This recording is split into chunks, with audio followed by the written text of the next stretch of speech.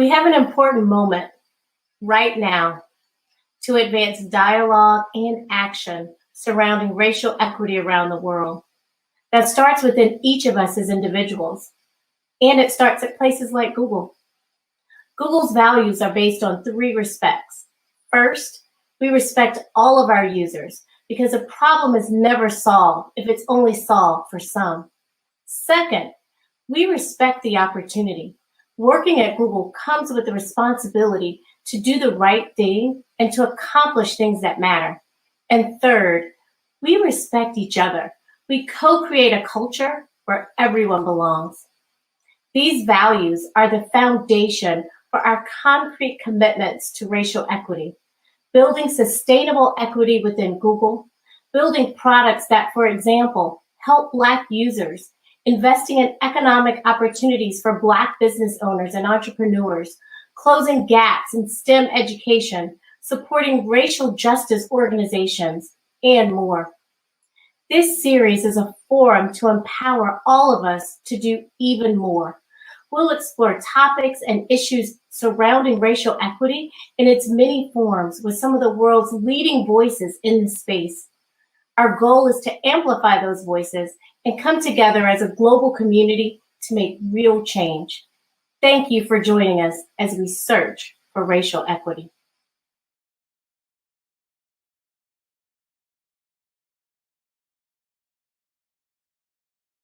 Professor Hill, it's such a pleasure to have you here for this groundbreaking series. As you are well aware, educators such as yourself can have such a profound impact on one's career and life journey.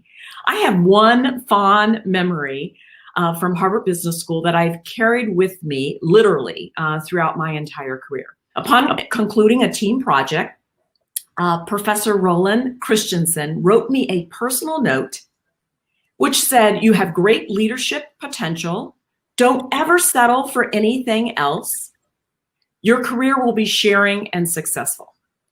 Let's take a moment to unpack some of these words which are so important for an African American woman, particularly a leader, to hear around leadership, potential, don't settle. Given your studies on this topic, can you share with us your philosophy around leadership, particularly for leaders of color? Yes, I'd be glad to do that. And it's a privilege to be here with you. And I must say that the professor who wrote you that note is one of the most esteemed professors ever in the history of Harvard Business School. So you should cherish it. I really try very hard in doing my work to help people learn how to lead, because we know that with leadership comes not only rights and privileges, but also duties and obligations. So it matters that we all lead properly. So it makes a difference whether or not you're a great leader or not. Being good is not good enough. You need to be great because people are counting on you. So that is the first lesson that I try to help all the people I work with understand, that there really are responsibilities and duties that come with leadership. The second thing I try to do is help people understand that they need to always be prepared to be lifelong learners. You can only learn what you get to do. So if you want to be successful as a leader, you need to make sure you get the right kinds of opportunities. And those opportunities are what I refer to as stretch assignments.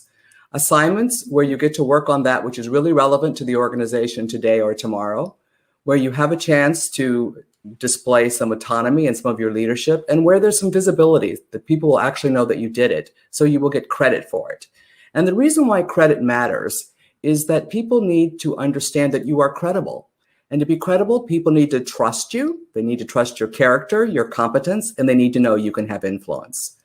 So what we know happens to people who are in the minority in an organization is that it is, so what we know happens to people who are in a minority in an organization is that it is harder for them to get access to those stretch assignments.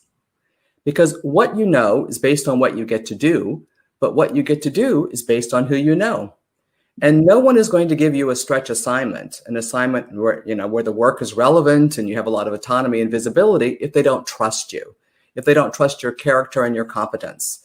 And we know that people need more evidence to trust those who are in the minority before they give them those kinds of assignments. So what you see with people who are Black, for instance, is they're much more likely to be de-skilled over time because they're not getting access to those assignments because people don't trust them enough to give them those assignments. So the professor was telling you, make sure you get those assignments, be proactive and insist upon getting those assignments because you know what? It's going to be harder for you. May I call you Linda? Yes, please do. I feel like we're getting to know each other right here, and we've had, obviously some contact in the past, and you've written 2 major books, Being the Boss, which I've actually shared with my team, many of the phrases from there, as well as Collective Genius, which is so important to us in the tech industry around innovation. You've also done case studies with women protagonists. You've done some international work, including Japan as well as South Africa, and you've done some extensive work as an anthropologist. It's again, such a pleasure to hear some of your pearls of wisdom around the leadership area. So thank you again for being here. Well, it's a pleasure. So my own work is really on leadership, globalization, and innovation. So I try to look at all 3 of those things at once and try to develop very simple models for helping people think about how they're going to deal with all of the challenges and opportunities we face today. So the other piece of leadership that I try to help people understand that is particularly important for those who are in the minority is there are really 3 imperatives for being a great leader. One is managing yourself and understanding how to use yourself as an instrument to get things done. The second is managing your network, managing relationships with all those individuals and groups over whom you have no formal authority, but you're deeply dependent on to get your job done. And finally, managing your team, or those people who actually report to you. If you don't take care of all 3 of those, you will not be a great leader. And for sure, we know that women and people of color find that networking piece to be a particularly tricky one for them. And many of them will often say to me, that's not my job. I shouldn't have to do that. But that is your job, and that is leadership. And it's about making sure that you have power, because without power, you can't make sure that your team has the resources your team needs. You can't make sure that you get access to those assignments we talked about that you need to have. And also, you basically can't give voice to your values because you're powerless. Bonita, you've also written a book, and you wrote a book with another Harvard MBA, Jackie Adams. And in that book, you elaborate on what it really means to be an effective leader from your context and what you've seen in studying women over many generations. And I'd like for you to share with me some of what you've learned. Yes, Linda, we have written a book. It's coming out on October 15th. It's called A Blessing, Women of Color Teaming Up to Lead, Empower, and Thrive. The title, A Blessing, though, requires a bit of explanation. We found in our careers, women of color, we've often been the first, like yourself. You were the first African-American woman tenured professor at the Harvard Business School. Myself, I was the first African-American vice president at Google, and my co-author, who was the first African-American woman to serve as a CBS White House correspondent. And so given that we are first, we have often been called unicorns. And unicorns, we know, are they're the rare and valuable beings. When you think of a flock of geese or a parade of giraffe, a group of unicorns is called a blessing. And so here we are. The other thing that we've done, and you actually commented about this, is the fact that we wanted to be data-driven. So it is a combination. We have some anecdotal stories from other Harvard Business School alumni, but we also wanted to make sure that we were grounded in data. So we surveyed 4,005 women, categorized as desk workers across 4 races. That's Black, Latinx, Asian, as well as white. And here's the thing, we went across 4 generations. So we started with Gen Z, as well as millennials, Gen X, and boomers. And in the book itself, we cover 4 central themes. And given our experience being a group of unicorns at the Harvard Business School, we decided to look at 4 central areas. The first one, we've coined a new phrase, which is generational diversity. We hear a lot about D&I, but we never hear about the slices of D&I. And so we wanted to actually take a new view in terms of looking at the generations. The second thing that we looked at, and we're hearing more about today, whether it's in the corporations or in the boardrooms, or even entrepreneurs are talking about this in the VC world, is around inclusive leadership. And then third is allyship. And that's something we think needs to be nurtured. As we looked back on our own success, we found that we did not do it alone. There were those that came in to support us. And then lastly, we wanted to bring a new narrative to the conversation, particularly for women of color, is the fact that we can team up. And instead of being alone, and instead of being the only, or being what we call the soul sister, SOLE, why can't we come together and be more supportive of one another? And there were a couple of things that we found in the survey. We found that 47% of Black women said that they are frequently or always the only person of their race in professional situations. And this compares to 73% of white women who are rarely the only one of their race in those situations. There's clearly more to explore in the book, but I will highlight two areas that we found eye-opening around the younger generation in the areas of inclusive leadership as well as the role of sisterhood. So across the board, particularly in Gen Z, 92% of Black women, 93% of Latinx women, 96% of Asian women, and 95% of white women feel that guidance from managers and supervisors will be helpful to making progress at work. So that's across the board. That's everyone. And then we also found that younger women, though, in Gen Z, actually want a supportive work environment. They want a sense of belonging. We're hearing that word more commonly, in the hallways now. They want a connection with their supervisors, but they also want the sisterhood. And in that area, we found 92% of Black women and 90% of Latinx women felt sisterhood would be important to them at work. And interestingly, the percentage were much smaller with the other groups. So only 84% of white women and 83% of Asian women felt the same way about sisterhood. And when we see this, we know that if you're part of an underrepresented group, you can't do it alone. So we actually did a full chapter on the power and importance of allyship. So I wanted to set the stage in terms of some of the areas that we explored, the fact that we know it varies by generation. But Linda, you have also seen this vast evolution across leadership.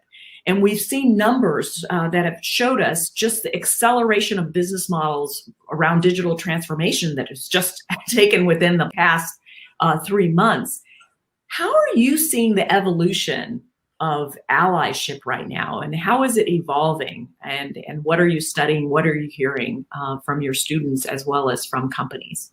So I must say, when I read your book, and it was really a privilege that I got to read it early, I was almost moved to tears because I don't really think all that often about my being alone. But in fact, you're right. In some ways, I am alone. And I've been alone a lot of times because I'm an Army brat and we used to move sort of every 2 years of my life, and I'd end up in new places. And I'm frankly very introverted and like to be behind the scenes.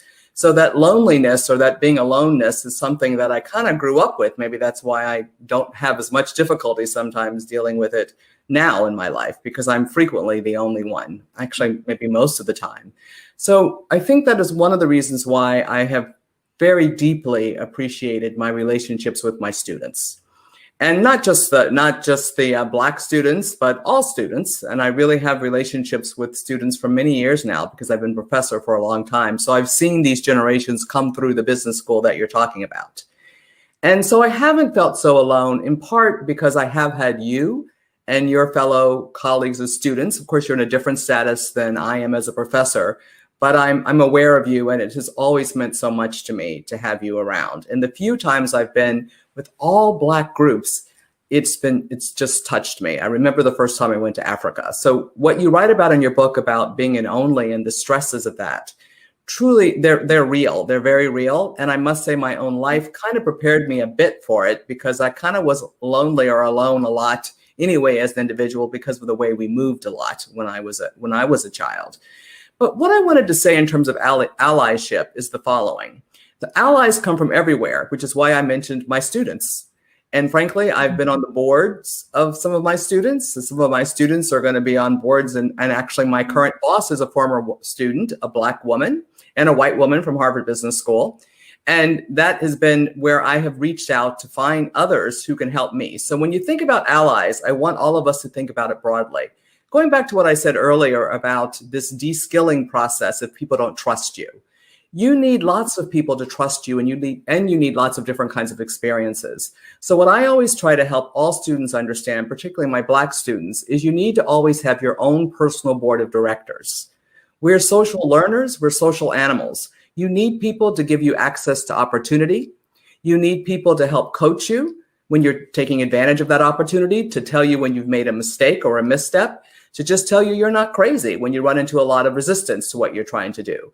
So we always need to think about, how do I build that personal board of directors? And we need to have in that personal board people who are of our same demographic profile and people who are different, because the world is quite diverse.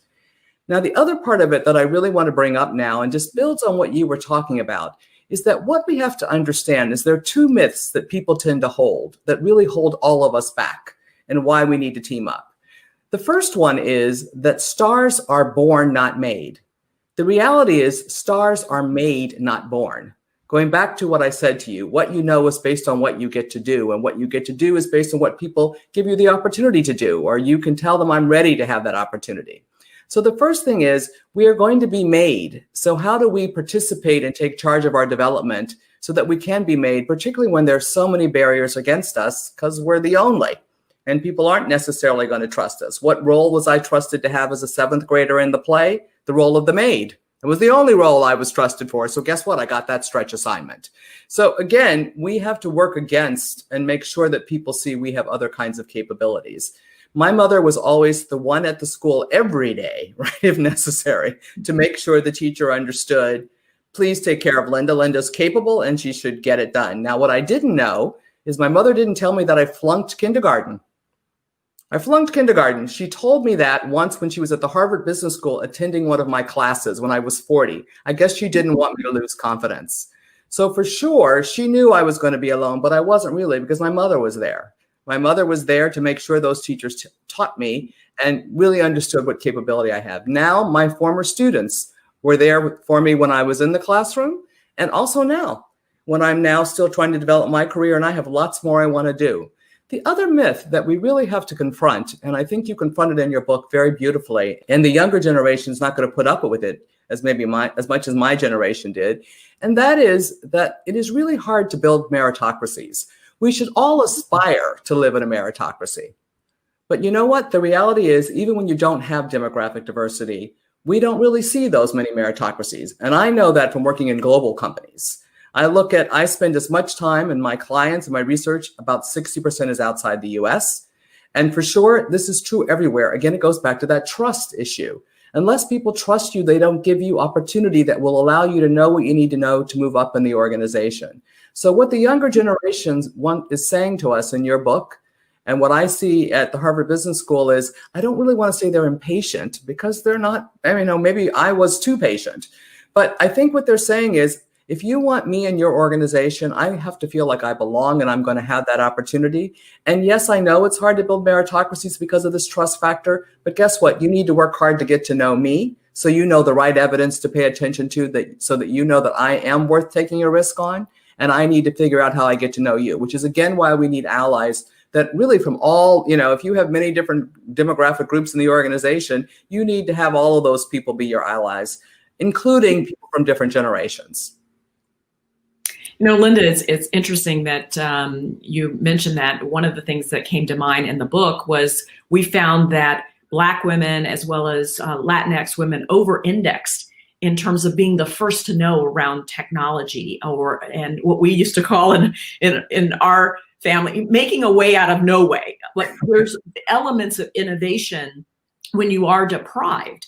that you come up with. And you wrote in Collective Genius just about innovation, but can you compare that or relay that to just how that can drive equity and inclusion and the concepts that you had around being a value creator and being a game changer?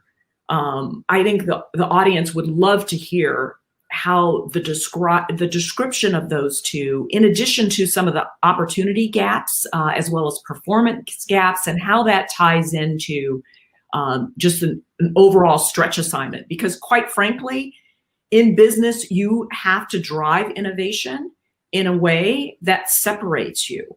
And so I think this would be interesting for us to discuss. Yes, and I want to tell you that part of it is, of course, my work is based on research. I am an academic, and as you said, I use the methods of anthropology to do my work.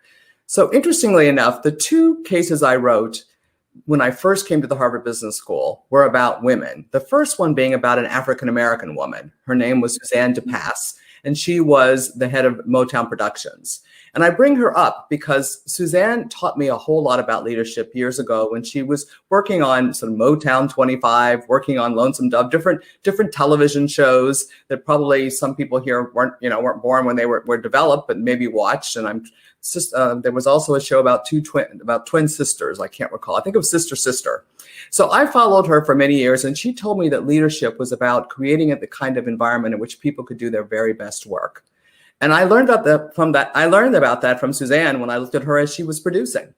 Now, interestingly enough, when I went to understand innovation, what I tried to do was look at leaders in a whole range of contexts, because it turns out that although there's a lot of research on leadership and there's a lot of research on innovation, there's not very much research that looks at the connection between the two. And that is what my collaborators and I have studied together. And the way we've gone about doing that is really looking at leaders on the ground as they're working with their colleagues, trying to innovate. And the way I define an exceptional leader of innovation is someone who's built an organization or a team that can routinely innovate, not just once, but time and time again. And so when we went around the world studying leaders in about 20 countries, and maybe depending on how you want to count industries, I'd say about probably 21 industries, we saw that there were differences in how they went about doing their work, but really striking similarities in what they did and why. And so the first thing, and I'll use a leader who was the co-founder of Pixar, Ed Catmull, who I've gotten to know very well. What they say at Pixar is that the role of the leader is to unleash the slice of genius of every individual in the organization and figure out how to leverage that slice of genius to get something done that the organization needs done. Now, there are two kinds of things the organization might need to get done. One is what's referred to as a performance gap, a gap between where you are now and where you should be. And the other is called an opportunity gap, a gap between where you are now and where you could be. So could versus should. I mean, what you see in these organizations where you see lots of innovation is everyone in the organization has said, take your slice of genius, your talents, your passions, and figure out not only how to address these shoulds, but also these coulds. We're very ambitious. We're really purpose-driven. So if you want to think about stretch assignments as being coulds a little bit more than shoulds, it's not quite the way it works, but you want to always be thinking about how do I stretch? How do I do even more for my customer? What's that thing that would truly delight and differentiate what we're doing at Google for our customers? That's what you want to work on, because when you try to do those kinds of stretch assignments, that is when you get tested. That is when you develop the capacity to learn how to work with others and lead them and collaborate with them to create a new future for your customer. So what leading innovation is about is leading innovation is not about getting people to follow you to the future. It's about getting people to co-create the future with you. So what we all need to figure out how to do is how do we collaborate with diverse others to get that done? You rarely see innovation without the collaboration of people with diverse perspectives and diverse expertise. Now, diversity of thought is not the same as demographic diversity, as we well know, because we know in Silicon Valley, for instance, even though there's a fair amount of innovation, we don't see a lot of demographic diversity. So it's not required, right? However, we all know that our lived experiences do help us think differently and behave differently. So when an organization doesn't have that demographic diversity, they're probably cutting off something that they really need. It's really a business priority. So what I would say is that what companies need to understand is if you're going to get ahead and stay ahead, you're going to have to be agile and you're going to have to be able to innovate. And you need to have everyone in the organization being prepared to do that.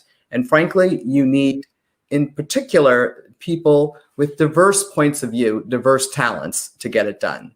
And so what we see about leaders who lead innovation really well is they are very comfortable amplifying diversity, not simply minimizing it, because they're not afraid of conflict. They understand that conflict can be good and constructive if you know how to manage that conflict. So one of the things I would say to anyone who wants to be a leader today or tomorrow is you need to get good at managing conflict. You need to get good at not only attracting diverse talent, but when people are passionate and they're diverse, guess what? Sparks will fly, and you've got to figure out how to leverage and harness all of that talent to get done what you need to get done for your customer or your various stakeholders. And I will tell you, the issue of what we talk about in terms of being able to deal with conflict, we refer to it, and it's referred to in the innovation literature as creative abrasion. And the person who taught me a lot about that was actually a man who was in the cell block across from Nelson Mandela. And one day he surprised me, literally surprised me, and arranged for me to be with Nelson Mandela for a whole day. One of the things that President Mandela, one of the things that President Mandela said, I should say, it's hard for me to believe he's not with us anymore, is that one of the most important roles of a leader is to make sure that the contrarian voice is heard, that the minority voice is heard. And in today's environment, if you don't know how to hear that voice, you're not going to de-risk whatever you're working on, and you're not going to stretch yourself in the way you need to or your organization needs to if you're going to thrive.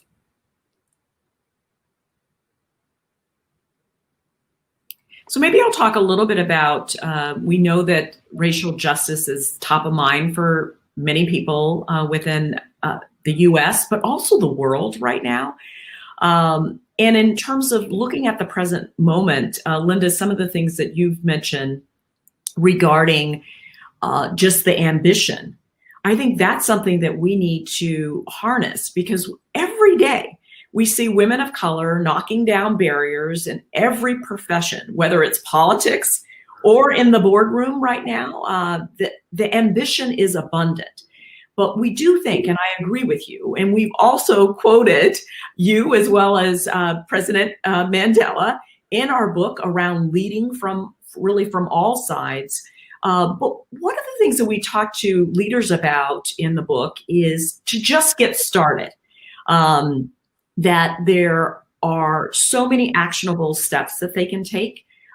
We do think that we should hire in multiples. So we tell leaders that don't just get an only and think of it as I'm one and done. If you really truly want that diversity of thought, you need to look at the representation and hire in multiples. And then secondly, I also agree with you in the fact that you have to ask questions and you have to get comfortable actually being uncomfortable.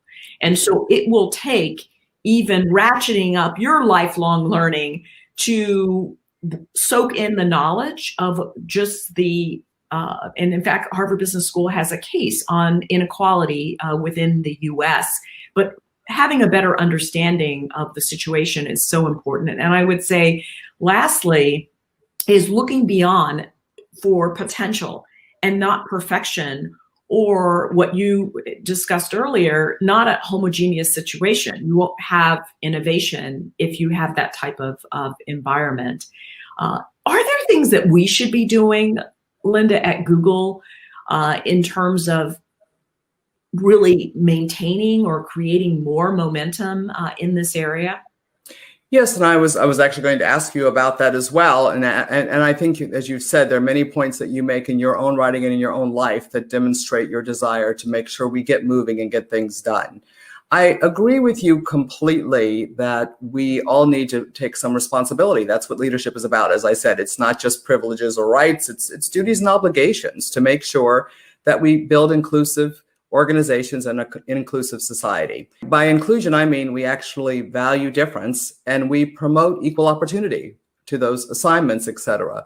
So I thought of President Mandela because one of the things that I was asked to do, and I want to talk about what Google can do, is here I am, I'm an organizational person, right? I meet Ahmed Kathrada, who's been in prison for 27 years with President Mandela, and he says, "Would you help us with Black economic empowerment?" And my first thought was, I'm an organizational theorist. I'm not a political scientist. I don't know how to help you as a country think about Black economic empowerment. But you know what? What I've come to understand is that we all have platforms. And Google is a platform, a very important platform in this world. And so I think one thing that Google can do, and what you might want to think about in terms of momentum, is that you do have this platform, hence this series and other things you can be doing, because people will listen to you. People know who you are. We all need to step up and say, okay, we have some power, we have some influence. How do we use it to move the organization forward? So I think for Google, one is we do all have to get our own house in order. And that's true at the Harvard Business School as well. We have to be very transparent about what do our numbers actually look like. And we have to look at them with rigor. We can't lump together groups that sort of hide and make us look better than we might look. And we need to hold ourselves accountable in a social way, because once you tell people this is our truth and you do a diagnosis of why those numbers look the way they do, then you're going to have to ask yourself, and this is something I've been asking senior executives who ask me to come speak to them about these matters. I always ask them, what are you willing to do differently? Just be honest with yourself. What are you willing to do differently? And if you're not willing to do very much differently, then you need to not go down this path, because guess what? We're all going to have to do things a little differently or a lot differently to truly make this a place where everyone gets opportunity. So one thing I would say at Google is you really want to pay attention to what evidence do you rely on to decide that someone does have potential. We all only learn when we're stretched. You're always taking a risk on people. So collectively agreeing on what are the right criteria? What is the evidence we really need to have to know that someone might be ready to take, if you will, that leap? And the other thing I would say is very much like you said, the numbers do matter. It is very lonely to be alone, frankly. And, you know, it's interesting. There's a program called the Posse program. Are you familiar with that by any means? Yes, absolutely. Wonderful program. It's a wonderful program, the Posse program. And maybe at Google, you can have your own posses, if you will. If you think about it, you bring in cohorts. And the Posse program was a program that was started to try to help people, actually not people of color. It was to help people who actually were initially people who were the first to go to college in their family. So it was based on that notion that when this is a whole new world for you. If you've never gone to college, you're not getting the support at home. So they finally kind of figured out that people who would get into college because they really were very smart, very resilient, all of that, but they weren't graduating. So finally what Posse realized was, let's take all the kids from a particular city who are going to a college, and let's make the college take 4 of them, not just 1 of them. And if they come with their posse, people who've actually had rather similar life experiences to them, then they're more likely to have those supports, that sisterhood, if you will, to get them moving forward.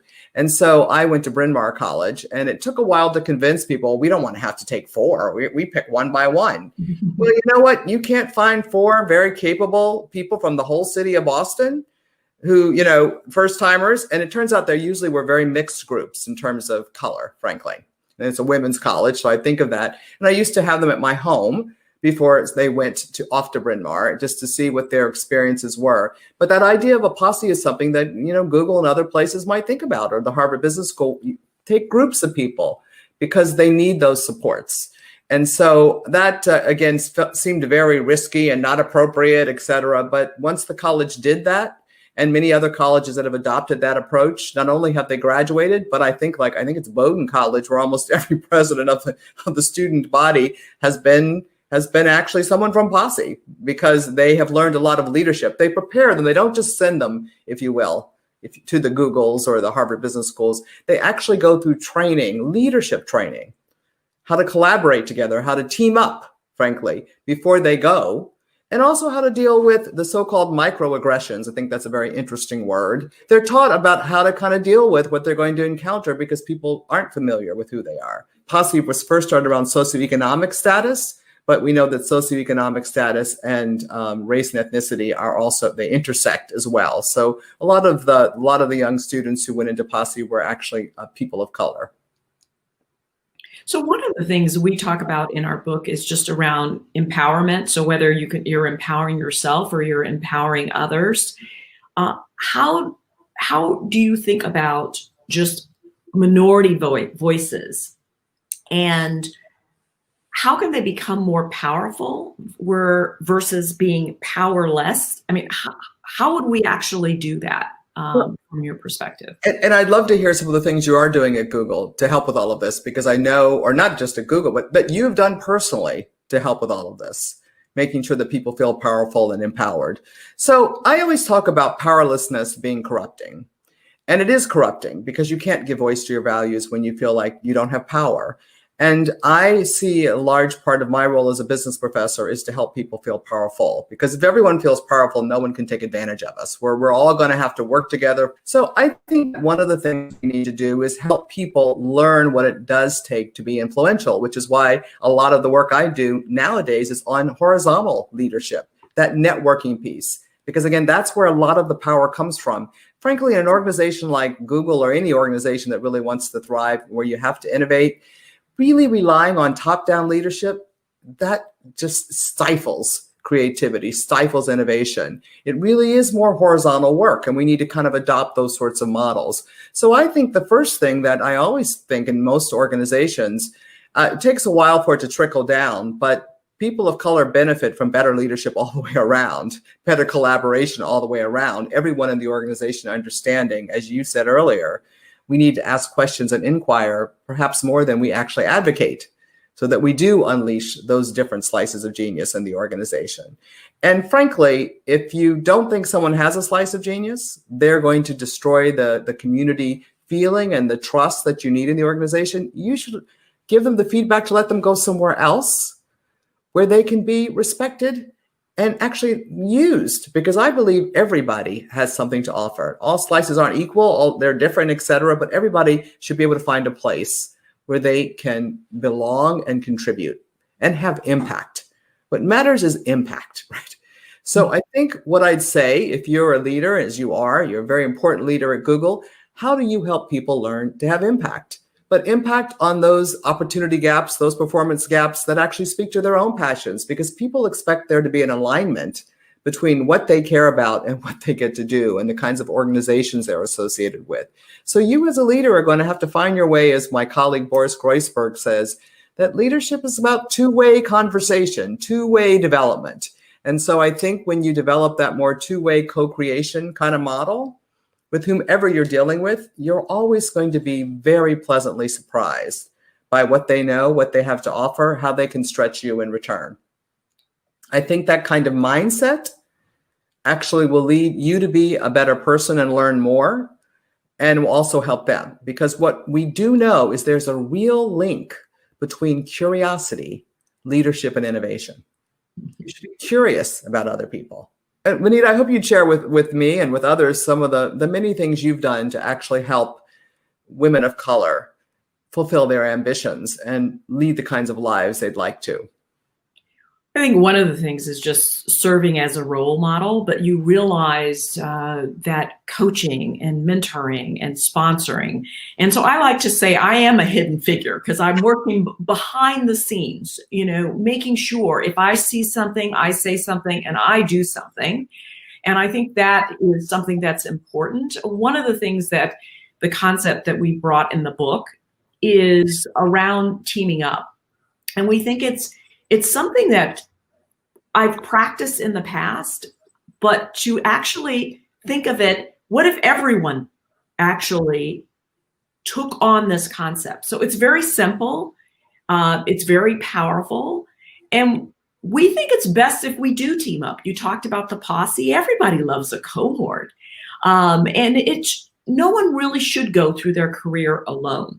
So when I see anyone that is alone, and that's one of the reasons why I took a group of African-American women to the ballet, so that we could actually see Misty Copeland, because I did not want her to be in that theater, and this was in her early days, alone.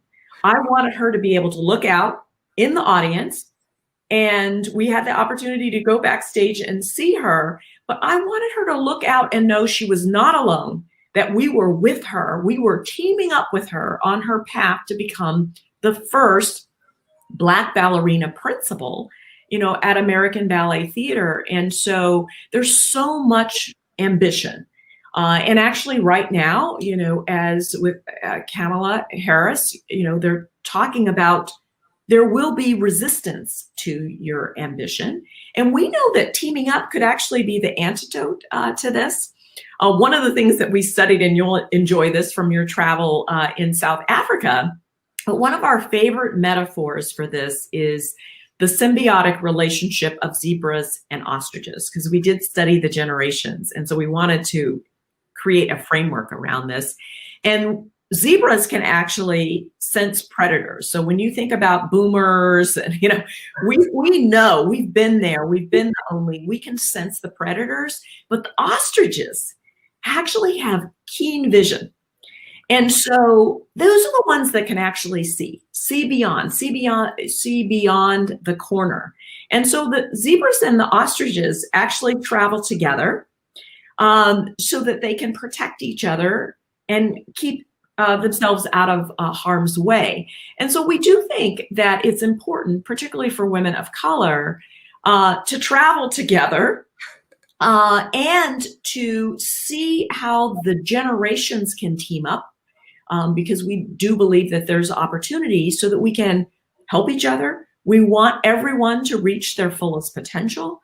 We want to make sure that you know how to empower yourself and to have that level of confidence as well as empowering others. And then we did study self-care, because with all the stresses of life and business, you do need to thrive. And so we actually spend some time talking about that. The other thing is the fact that even throughout my career, I knew I needed others. And so this book is also not just for women of color. This book is for leaders everywhere. And we're speaking to the leaders, the ones that you've talked about, that will be the innovators. Because if they are the innovators, talent will be the next competitive advantage. We're going through, there will be reskilling, there will be transformations that will happen, whether it's from a digital perspective or a full end-to-end business transformation. And so in order to do that, you're going to have to tap into talent. And so this book is for those leaders that actually want to win this race for talent. And for those that actually believe it can be a competitive advantage, we want to show them the way that there's this whole bevy of women of color that are ready for a stretch assignment and more. And so we're saying to the leaders, tap in, tap often, and tap for the many. And that's what we are thinking about, in terms of just teaming up. And I think, Linda, what you've shared with us today has been also just incredible insight in the fact that you've been studying this for so long, and you're also pushing that stretch assignment. And how people and leaders particularly can think about their organizations in new and different ways, but also to be able to think about innovation, because that will also be the differentiator. And I think we're all companies are seeing that today. Brands are seeing it. Boardrooms are experiencing it. But when you start to layer in the opportunity, the talent opportunity of D&I and really taking it beyond the words, I think there will be a tremendous ROI. One thing I wanted to say, when we're talking about teaming up, we really are talking about teaming up in the broadest sense of women of color. So I did want to end with one story. So I have a former student, different generation, Yumi Kawana, Japanese American, but she spent most of her life in Japan. And Yumi came to me a number of years ago and said she wanted to figure out, how do we really develop people who can be global citizens, who understand the kinds of opportunities and challenges we'll have in being a global place, taking seriously the interdependence. So Yumi was in my class a long time ago. And one of the things that's happened is she did create this organization called Global Citizens Initiative, which is fabulous, asked me to be on the board of it. She ended up in Forbes magazine as one of the most powerful Japanese women in the world, standing in a very, really this lovely stance they like to put you in. But I think it's because of Yumi, although I've not been able to trace it, that I actually got an invitation to come have dinner and lunch with the Prime Minister of Japan. So you never know where these connections. I really want to talk about not only across generation, but across our ethnicities and race. So I found myself going to Japan to do this, to talk to the Prime Minister about diversity and inclusion. And the reason why I gather, and I'm not sure if she was the source, but I think she could have had something to do with it. The reason he wanted to speak with me, or why I got included, I should say, as staff, I'm sure that's how this all happens, was because of the focus on innovation. That when the staff heard about, well, if you want to innovate, you have to have more diversity. And also in Japan, as they well are aware, if they don't get more women engaged in the economy, they can't grow the economy. So to be having what was seen as an opportunity, diversity isn't a problem to be solved.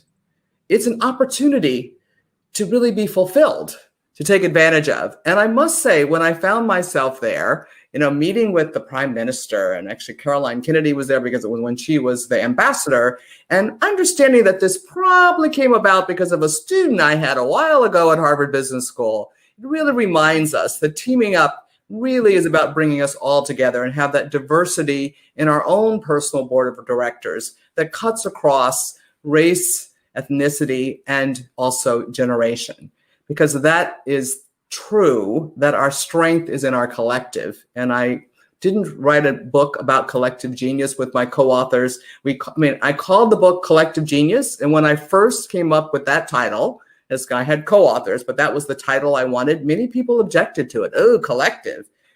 This is hard to believe now because we see collective intelligence, collective that. But the power of the collective, the whole is more than the sum of the parts. So it's not just about the numbers. It's about really appreciating the slice of genius that each of us brings because of our different backgrounds and bringing those together to come up with a new future, not the future of the past, but a future we can't even really see what it's going to be yet. Thank you so much for inviting me to be here with you, Bonita. Again, it's why I love being a professor at Harvard Business School. Again, you created opportunity for me here, and I deeply, deeply appreciate it. I'm Melanie Parker. Thank you for joining us for the search for racial equity.